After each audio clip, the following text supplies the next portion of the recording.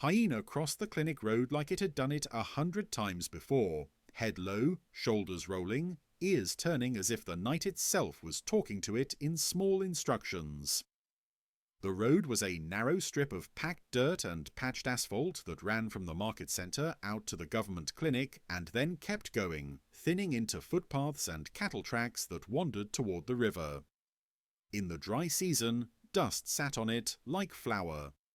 In the rains, it turned into a ribbon of slick brown that swallowed sandals and made motorbikes slide sideways with embarrassment. Everyone in the area knew the clinic road because it was the one road you used when you ran out of options. The clinic itself was a low concrete building with faded paint and a tin roof that clicked softly when it cooled after hot days. A solar panel array sat on a frame behind it, angled toward the most honest part of the sky. There was a small yard with thorn shrubs, a water tank that never stayed full as long as you wanted, and a metal pole near the entrance where, years ago, someone had installed a siren. The siren was meant to warn people if the clinic needed blood donors quickly, or if an outbreak was suspected, or if a patient needed transport and the community had to make way. It had worked well for about 6 months. After that, like many things, it became a symbol more than a tool. The wiring corroded, the battery died, a replacement was promised, promises were plentiful, parts were not. On the night the hyena crossed the clinic road, the siren did not wake because it did not truly exist anymore. It sat on its pole like a sleeping metal bird, waiting for a sound it could no longer make. Nalia Mbeki learned this the hard way, holding a phone with 1 bar of service and listening to her own breath. She was the night nurse on duty, mid-30s, hair tucked under a cap, eyes always a little tired in the way healthcare workers' eyes get tired when the need around them is endless. She had trained in a larger town, done her first years in a busy district hospital where the lights rarely went out and the pharmacy shelves were mostly stocked. Then she transferred home, partly for family, partly because she wanted her work to matter in a way she could see. In a rural clinic, your work always mattered. The problem was that it mattered whether you had supplies or not. That evening had started quietly. A boy with a deep cut on his shin from climbing a broken fence. A woman with a fever and a stubborn insistence that it was just the sun. An old man who came in to ask for blood pressure tablets because he'd heard the clinic might have them again. Nalia gave what she could, documented what she had to, and watched the sky darken through the window bars. After midnight, the generator coughed and went silent. The solar batteries held, but only for the essential lights. 1 in the treatment room, 1 in the hallway, 1 in the maternity ward. The yard outside went black. That was normal too. The clinic at night was never fully quiet. There were always small sounds. A patient turning on a cot, a distant dog barking at nothing, wind pushing through thorn branches. Tonight there was another sound in the background, one that didn't belong to the clinic but belonged to the land, hyenas calling far off, that rising laugh that people described with nervous humour because it was easier than admitting it could make you feel small. Nalia had heard hyenas her whole life. She didn't hate them. She did, however, respect the way they followed human settlements like shadows followed bodies. Where there was waste, there were hyenas. Where there were livestock pens, there were hyenas. Where there were roads, there were hyenas, because roads were the easiest lines through the dark. At 1:47 a.m., the clinic's gate chain rattled. Just once, a metallic click that made Nalia lift her head. She glanced toward the front window. No headlights, no footsteps, just darkness and the faint outline of the road. She told herself it was wind. Then her desk phone, an old unit that sometimes worked, buzzed weakly. The landline ran through a series of poles and splices that survived mostly by luck. When it rang, it was either urgent or miraculous. Nalia picked it up. "Clinic," she said. A male voice came through, breathy and strained. "Nurse Nalia," he said. "It's Seifu, from Lower Kajani." Nalia straightened. She knew Seifu. He drove a motorbike taxi during the day and helped haul water when the village tank ran low. He wasn't dramatic by nature. "What happened?" she asked. "My wife," he said. "Usher. The baby is coming, but it's not right. Too much bleeding." Nalia's stomach tightened. Bleeding in childbirth could become disaster faster than people understood. "How far are you?" she asked, already reaching for her bag. 20 minutes on bike, Sefu said. "But the road—" He hesitated, and Nalia heard it then, the background noise on his end. Dogs barking, voices talking fast. "What about the road?" Nalia asked. "Hyenas," he said. "They're near the culvert. The dogs won't go. My brother says he saw 2. Nalia closed her eyes for half a second, thinking. Hyenas didn't usually attack people moving with purpose, especially in a group, but they did follow. They did test fear. And a motorbike, 1 headlight, a bleeding woman. It was the kind of vulnerable movement that made the night feel crowded. "Bring her," Nalia said firmly. "Put blankets around her. Keep pressure. Stay on the road. Don't stop. Call me if you can." Sefu's voice cracked with relief and fear. "We're coming," he said, and the line went dead. Nalia moved fast without running. She grabbed gloves, gauze, a blood pressure cuff, the small oxygen cylinder that was never as full as she wanted, and the emergency kit that looked too small for the things life demanded. She woke the clinic guard, a thin older man named Moyo, who slept in a chair near the entrance with a stick across his knees. "Motorbike coming," she told him. Complicated birth. Moyo blinked himself awake. "Siren?" he asked automatically, because that was what you did in emergencies. Wake the village, clear the road, call for help. Nalia's jaw clenched. "Try it," she said. Moyo shuffled outside into the black yard. Nalia watched from the doorway as he reached up to the Siren's control box and slapped the switch. Nothing. He slapped again, harder. Nothing. The clinic remained wrapped in night, the village asleep, the sky indifferent. Moyo returned, eyes down. "Dead," he muttered. "I know," Nalia said, though she hadn't wanted to know it tonight. She stepped onto the road edge and looked both ways. The clinic road stretched empty, a pale strip under starlight. Somewhere far off, a hyena laughed once, then fell silent. Nalia made a decision that wasn't in any manual. She grabbed the clinic's handheld air horn from the supply cabinet, the kind used to scare baboons away from the waste bins when they got too bold. She handed it to Moyo. "If you see anything close," she said, "use it. Not for fun, only if you need to." Moyo nodded grimly. Minutes passed slowly. Nalia stood by the entrance, scanning the darkness for a headlight. She could feel the edges of her own anxiety, not panic, but the sharp alertness that made every sound meaningful. A nightbird's call, a rustle in the thorn shrubs, the faint creak of the clinic's flagpole rope. Then, at the far bend where the road dipped toward the culvert, a single light appeared, small, bouncing, then steadier. A motorbike.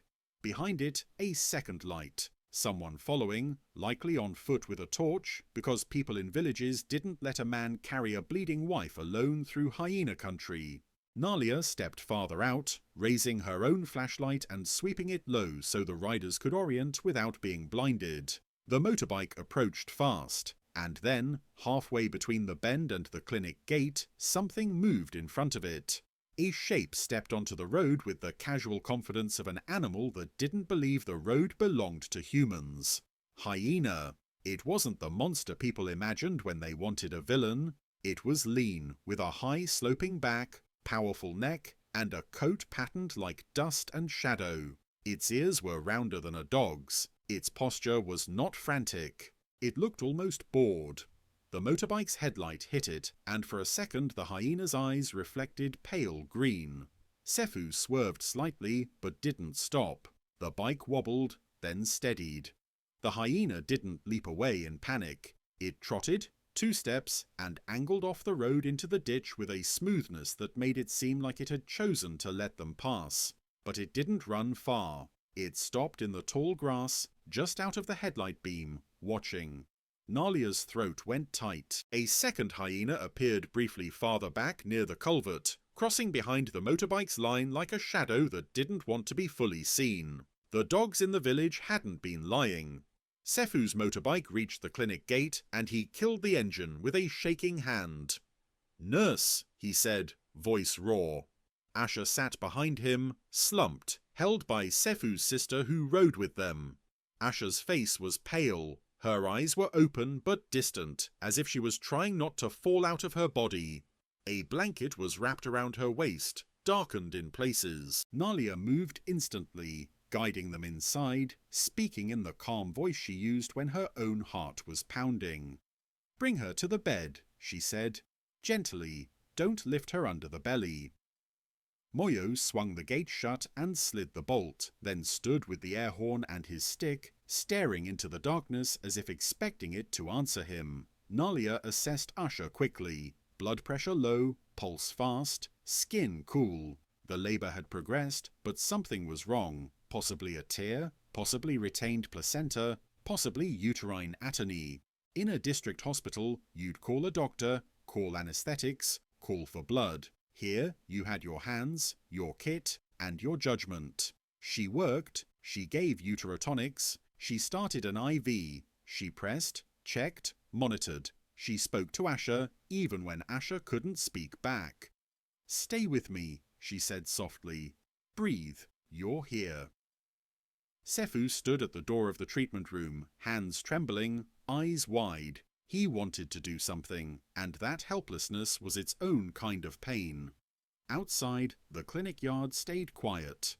Too quiet. At one point, Nalia heard a sound beyond the wall, a soft scrape near the waste bins. She didn't stop working, but her mind logged it. Hyenas were curious. They knew clinics had smells. Blood, placenta, waste. They came for what people threw away. They learned patterns. Moyo stepped into the hallway and whispered to Nalia when she had a brief pause. "They're near the bins," he said. Nalia didn't look up. "Keep the door closed," she said. "Don't go out." Moyo hesitated. "Siren?" "The siren won't help," Nalia said, sharper than she meant. She softened immediately. "If they come close, Horn. If they stay back, we ignore them." Because predators did not like confident prey, and because making noise could draw more attention if you didn't have enough human presence to back it up. In the treatment room, Asher suddenly cried out, a thin sound that cut through the building. Nalia felt the baby's head finally shift into a better position. She guided, coached, steadied. Minutes stretched into an hour that felt like a single long breath. Then the baby arrived, slick, small, alive. A brief silence, and then a cry. That cry was the best sound in the world, even in a clinic with flickering lights and an exhausted nurse and hyenas outside. Sefu's knees nearly buckled with relief. He pressed his forehead to the doorframe and whispered something like a prayer, something like a thank you. Nalia did not celebrate yet. Birth was not finished when the baby cried. It was finished when the mother stopped bleeding. She worked to control hemorrhage with what she had. She massaged the uterus, monitored blood loss, kept Asher warm, kept fluids flowing. Slowly, too slowly for her nerves, but steadily, the bleeding reduced. Asher's eyes focused again. She looked at her baby with a weak, stunned expression that turned into tears without warning. Nalia finally allowed herself to exhale fully. She wrapped the baby, checked breathing, checked color. "He's strong," she told Sifu, and watched Sifu's face break into something that was half laugh, half sob. Only then did Nalia step into the hallway and let the rest of the world back in. Moyo stood at the front window, still holding the horn. His eyes were fixed on the road. They crossed again, he murmured when he saw Nalia. 2, maybe 3, quiet. Nalia came to the window and looked out. Under the starlight, a hyena moved along the clinic road, trotting with a loose, efficient gait. It paused near the waste bin area, sniffed, then continued past the gate as if the clinic was simply one more landmark in its territory. It did not run from the building. It did not fear the place. It just used it. Nalia felt a cold frustration rise, at the broken siren, at the weak fence around the waste area, at the way human infrastructure always seemed to invite animals and then punish people for it.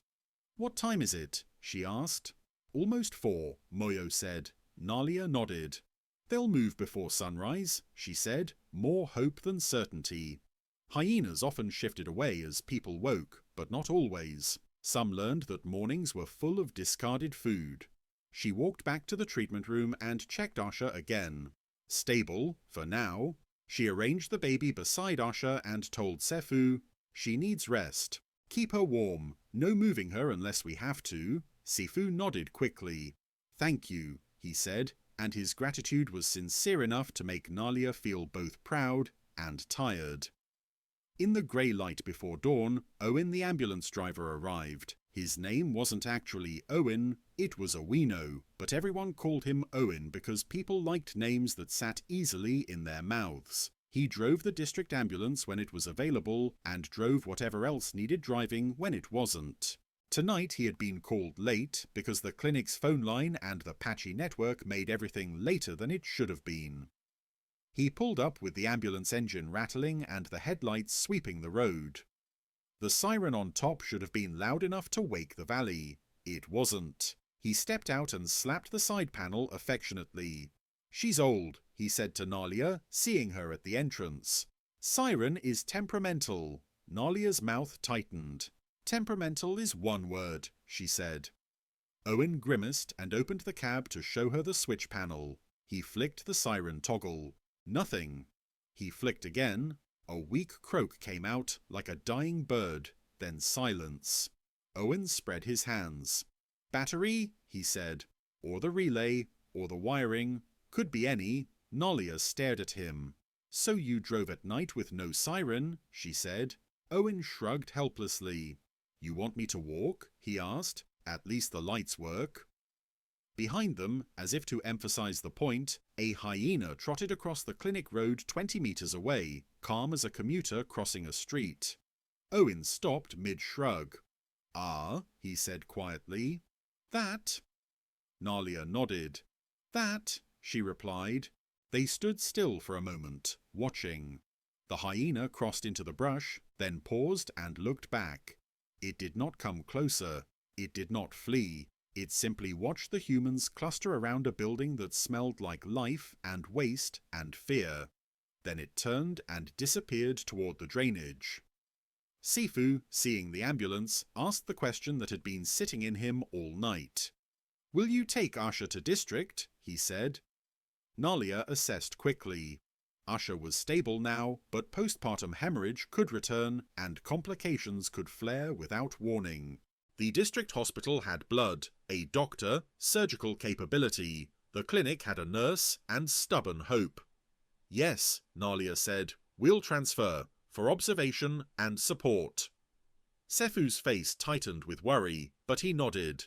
He trusted Nalia, and trust was a kind of currency in places where money could not buy safety. They moved Asha carefully onto a stretcher. The baby stayed with her, wrapped snugly. Owen and Moyo helped load her into the ambulance. Nalia climbed in with them because that was what you did. You didn't hand a fragile situation off and hope someone else carried it well. As Owen started the engine, he tried the siren one last time, as if bargaining with it. Nothing.